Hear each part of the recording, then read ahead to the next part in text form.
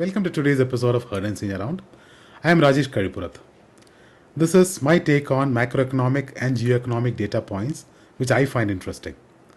I hope you enjoy watching it as much as I enjoyed curating it. Cheers. You can't say civilization don't advance, however, for in every war they kill you in a new way. A hospital bed is a parked taxi with the meter running.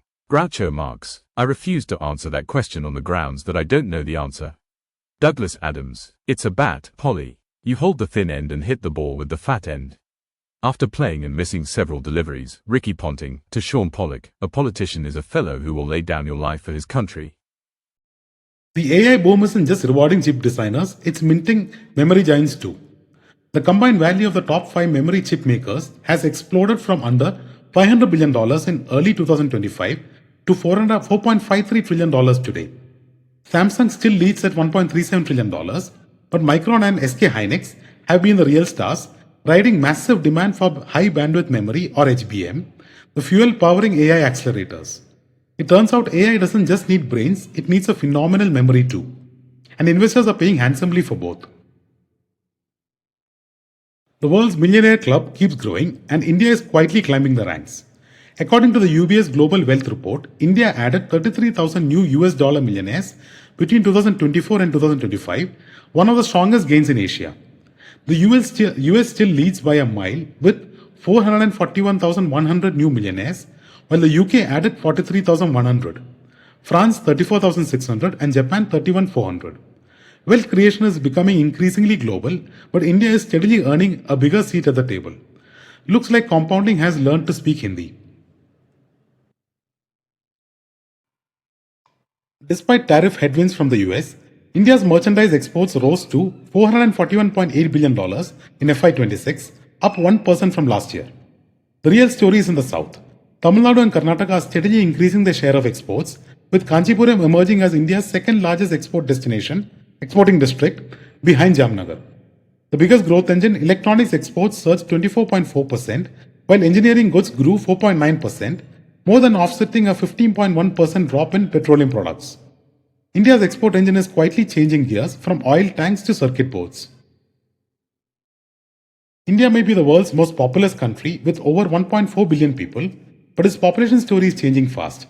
After decades of rapid growth, the country's population growth is expected to fall below the global average by the early 2030s.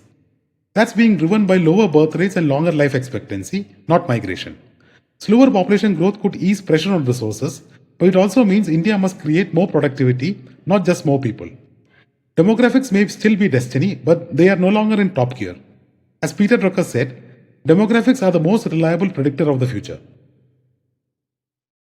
Oil prices may have cooled, but Saudi Aramco is still operating on another level. The company posted a staggering $93.3 billion of revenue in 2025, almost equal to the combined $95.1 billion generated by ExxonMobil, PetroChina, Shell, Total Energies and Chevron. Exxon made $28.8 billion, while Shell earned $18.1 billion, yet together they still only just matched Aramco. That's not just scale, it's a different league altogether. When it comes to oil profits, Aramco isn't playing the same game. It's practically running the scoreboard.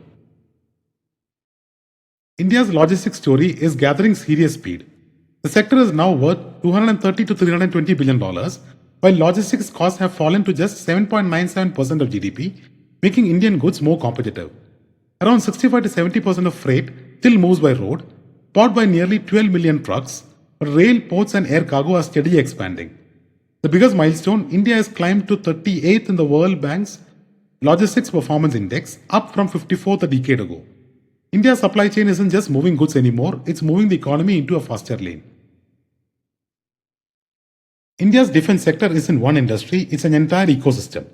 HAL builds aircrafts, BEL powers defense electronics, BDL manufactures missiles, while Mazgaon Dock, Cochin Shipyard and GRSC keep naval expansion on course.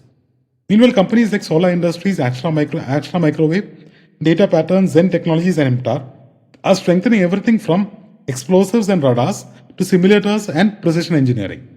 As India pushes for defense self-reliance, the opportunity is becoming broader than just one or two stocks. Think of it as an orchestra. Every player has a different instrument, but they are all performing the same national mission.